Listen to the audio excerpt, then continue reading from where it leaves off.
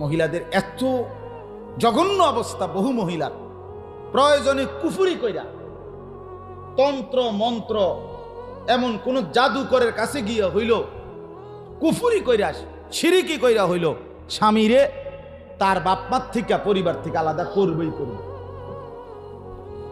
হ্যাঁ, একটা না, হাজার হাজার। তোরে দেখাই দেবো তুই বেড়া কেমনে তোর বাপমার লগে খাস, আমি বেড়ি ভাই বাঁচলে, বুঝেন না কথাটা? তোরে দেখাই দেবো, তোরে 13 গাঁটের পানি খাওয়া। বেচারা এক সময় হতাশ হয়ে যায়।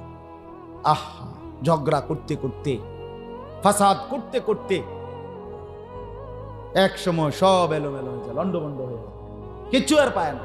না মায়ের আদর পাইছে, মার দোয়া পাইলো, শেষ পর্যন্ত যেই নাফরমানরে নারাজ রাজি করলো, অয়ও নারাজি। আল্লাহর কথা, এটা রাসূলুল্লাহর হাদিস।